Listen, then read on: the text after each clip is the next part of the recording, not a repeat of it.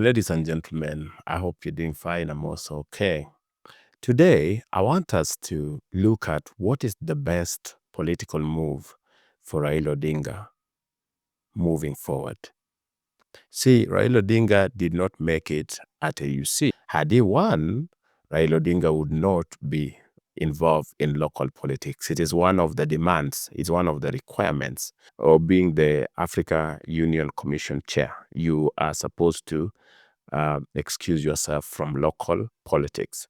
And that's why you saw Raila Odinga handed over the party leadership to Nyong'o and even announced openly that he had left local politics. So had he won the UC vote, he would not be involved in local politics, even if he were to be involved, but it would not be at the extent we are used to. However, he did not win. And he made it clear during his concession speech that he has a lot to do at home, which in simple reading was he is going to be involved in local politics. Now that he's going to be involved in local politics as he has been before, what should he do? What is the best political move for the man from Bondo? If that is something you are interested in, keep watching. And if you're watching this channel for the first time, I want to urge you to take a moment and subscribe to the channel so that whenever we produce videos of this nature, you are notified.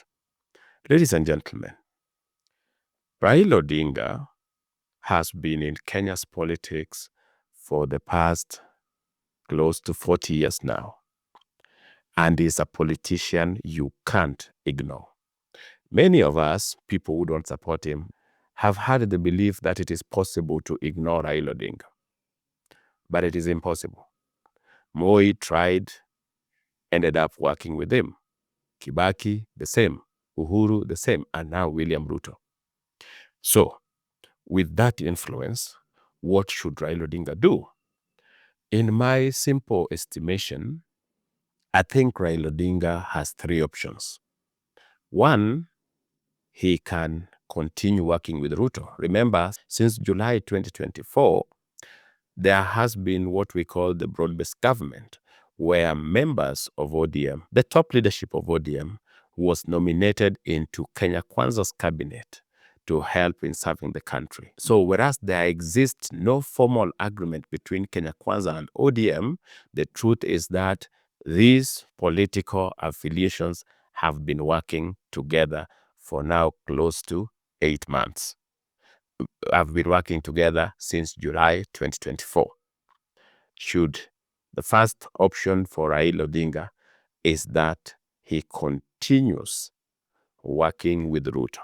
Whether he chooses to continue with the informal nature of the agreement, where they maintain to be minority in parliament, but still support Ruto in most of the important things, that is okay. He can also decide to formalize this agreement moving into 2027. But the first option that Raila has is to maintain the status quo, continue working with Ruto irrespective of the AUC result.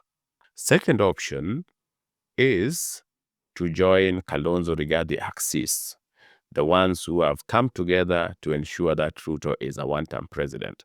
Raila Odinga can decide that based on his understanding of things and based on his feelings, he wants to join Kalonzo Musyoka and Rigathi Gachagua in removing Ruto from power. That is another option. He can do it formally or he can just join them verbally, but he can. That is another option. The third option is Raila Odinga saying that based on the prevailing political circumstances and having studied the grounds and etc., he feels that he has what it takes to win the 2027 election. So in that case, he decides to vie. So ladies and gentlemen, we have three options. He stays with Ruto the way they have been since July 2024. He joins Kalonzo Musyoka and Rigathi Gachagua to try and get rid of Ruto come 2027. Or he himself vies in the elections of 2027. Each and every option has its advantages and disadvantages. Let us start with him working with Ruto. How is it good for him? And what is the challenge? The advantage of continuing to work with William Ruto is that it gives Raila Odinga and the people of Luo Nyanza and Western a quicker way to get to power. Because Ruto is going for his last term, after which chances are, if he was supported by Raila Odinga and the people of Western, that he will hand over the leadership to Western and Nyanza in general. So that is the biggest advantage. It gives the people of Western the quickest way to get to the presidency come 2032. Because the alternative is, if Nyanza or Western was to support somebody else, like let's say Kalonzo, then remember Kalonzo is likely to have a running mate from Mount Kenya who he will hand over to come 2037. But with Ruto, if they support him and they win, then the chances of Ruto handing over power to the people of Western is very high. So it's a quicker way. Now, can that combination win? Because this is something that people have debated. I remember somebody was telling me that just the way you predicted Raila winning AUC and he lost, you are also going to be surprised come 2027 because you've predicted that if Raila Odinga was to support William Ruto, then they would win the 2027 by a landslide. And I want to say this in my defense. Every objective analyst looked at the effort Raila Odinga put in his AUC campaign and saw that he was not only the front runner, he had what it takes to win. Had there been no problem with the SADC over the issue of Congo, Raila Odinga was going to win as predicted. In fact, Raila Odinga won both the first and the second rounds. The only time Raila Odinga started losing is when SADC candidate stepped down. And then the SADC people, the countries in SADC, started supporting the Djibouti guy as a protest against Kenya for refusing to condemn Kagame. So we were not wrong. In our prediction, we based it on available facts. Things do happen, and they happened, and they were out of anybody's control. There was no way, ladies and gentlemen, that Raila Odinga and William Ruto were going to condemn Kagame as they praise DRC. If you want peace there, you be neutral. You listen to both sides, and then you see how do we find a lasting solution. So that is why Raila Odinga lost. It was a betrayal by the SADC people who had promised to support him, but who changed their minds because of the wrangles between Rwanda and South Africa. Actually, I created a video where I explained this in details. If you have not watched it, please find it here. Now, back to Raila Odinga and William Ruto combined power. Can they win the 2027 election? These two, I will base it on facts. Since we have not had new registration, okay, there is no new registration. There is nothing like IBC has a new register. Let us work with the 2022 voting results.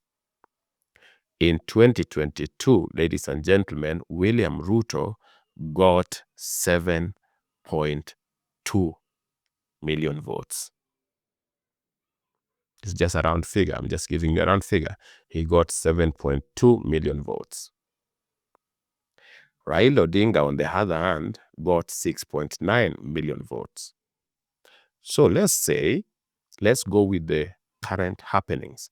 Mount Kenya, which gave Ruto 3 million votes, has left William Ruto.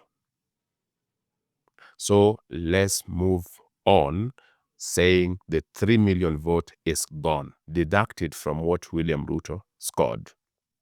William Ruto, like I said, scored 7.2 million.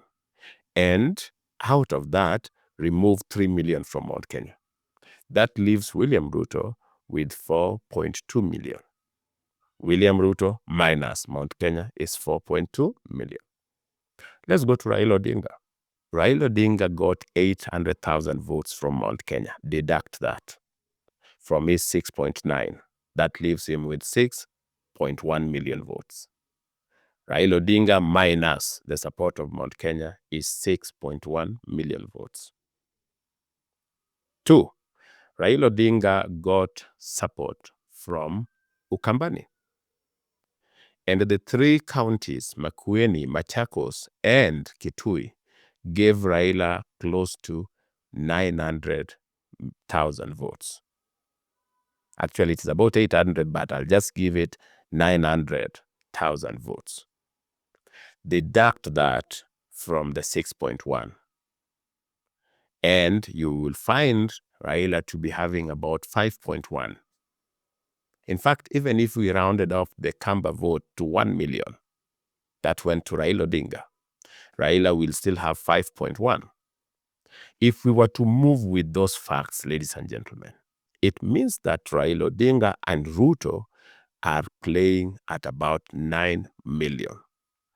That is, if you don't bring Nairobi in. And Nairobi, ladies and gentlemen, is 50-50. And Nairobi had 1.3 million votes. Those are the people who voted in Nairobi. Out of the 2.5 million registered voters, 1.3 million people voted. Out of that 1.3 million people, Raila got some 57%, Ruto 41%. But Nairobi is usually a 50-50 case. So just do 50-50. Let's give Raila and Ruto 600,000. And Rigathi and his team, we are also going to give them 600,000. So you find that Ruto and Raila combined force is about 10 million votes. Let us do a comparison. The 3 million votes that were given to Ruto by Mount Kenya, give it to Kalonzo Musyoka. Okay?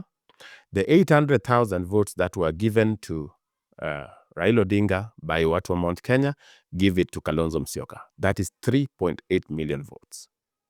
The ones that had been given to Raila and Ruto. Now we give them back to Kalonzo Musyoka, who is being supported by Rigathi. The 1 million vote that Kambas gave Raila Odinga, give it to Kalonzo Musyoka. That puts them at 4.8 million or 5 million at most. See, that 5 million, add them 600,000 from Nairobi, and they will be playing at about 6 million tops. 6 million compare with the 10 million. A combined force, if we are working with the current data, based on how people voted in the last election, a combined force of Rigathi and Kalonzo Musyoka is playing at 6 million votes, while the combination of William Ruto and Raila Odinga is at 10 million. That is a difference of 4 million. Unless something drastically changes, there is no way you win against that combination. That is why I'm saying if Ruto and Raila remain together, they have the highest chance of winning the 2027 election, after which the same formula they used to win the 2027 election will be applied in 2032 to give power to the people of Western. So that is option 1. He works with Ruto. The advantage is they are going to win, and Ruto is likely to hand over power to Western. Option 2, Raila Odinga to join Rigathi Gachagua and Kalonzo Musyoka. If he does that and he joins Rigathi Gachagua and Kalonzo Musyoka, the tides change. Just like I've given you statistics with the last election. If Raila Odinga was to join Kalonzo Musyoka and Rigathi Gachagua, they will be the ones now playing at almost 10 million votes. So that means if they come together, William Ruto's chances of being re-elected will become very narrow. But how does this benefit Raila Odinga? No way. It doesn't benefit him, because in this case, Raila Odinga is likely to endorse Kalonzo Musyoka for the race. But then if Mount Kenya was to support this particular arrangement, they will demand for the running mate position. If they're going to demand for the running mate position, ladies and gentlemen, there is no way this benefits the people of Nyanza. Because even if they were to win and Kalonzo goes for 2 terms, which will be something like around 2037, after that 2037, he will hand over to somebody from Mount Kenya who was the running mate. That puts the people of Western away. That keeps the people of Western away from the presidency, while Ruto's arrangement is just about 5 years away from the presidency. So he can join that.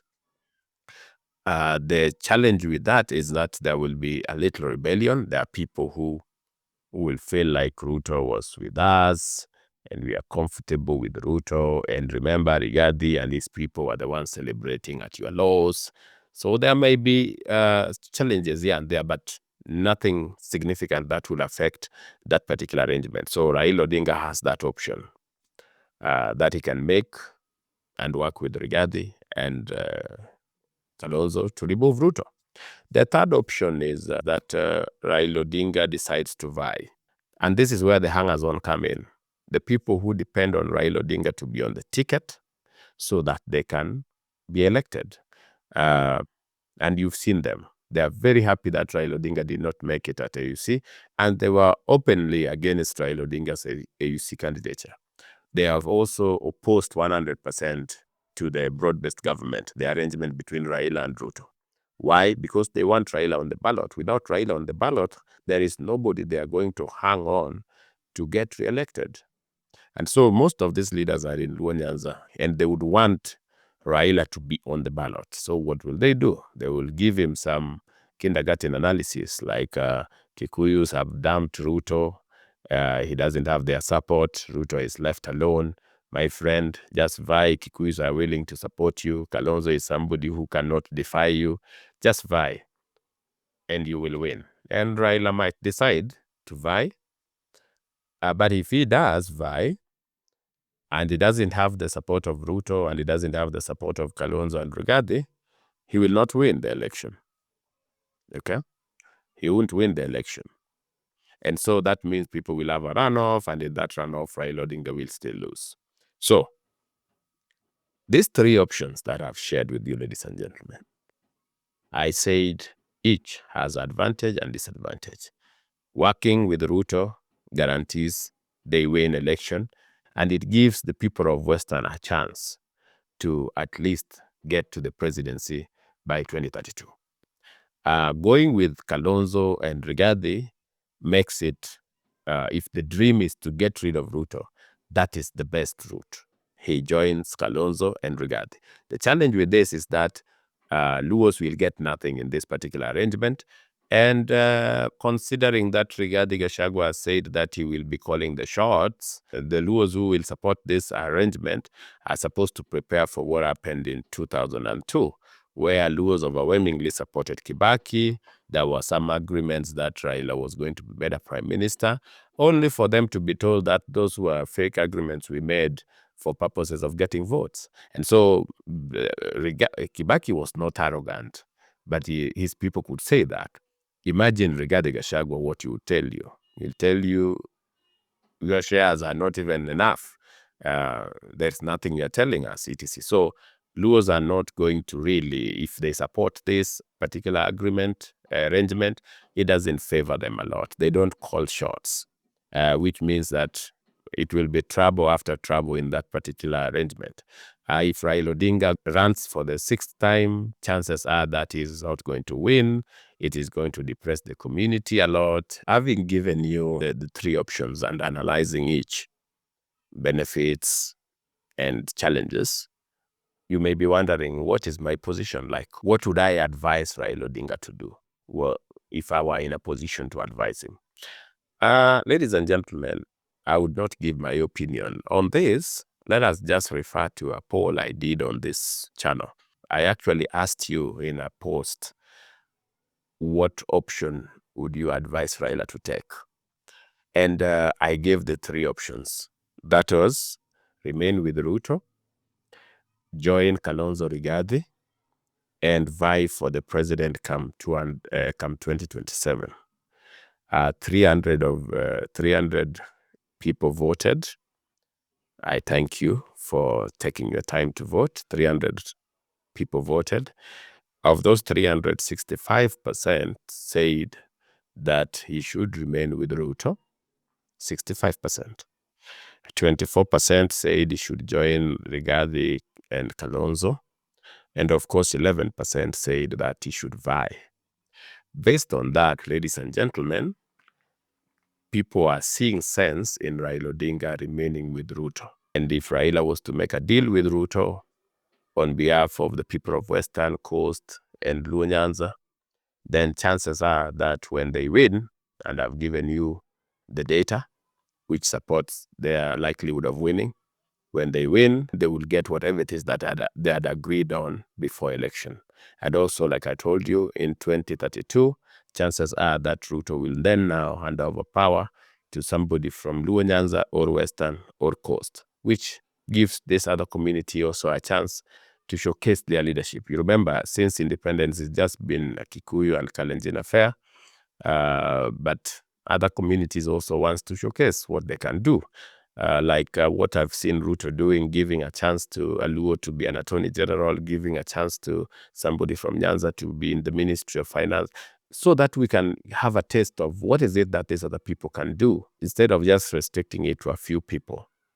So ladies and gentlemen, that is all I wanted to tell you. If you found value in this video, please drop a like. And don't forget to let me know what you think is Raila's best move in the comment section. Otherwise, if you want to know why Raila did not win the AUC seat, watch this video.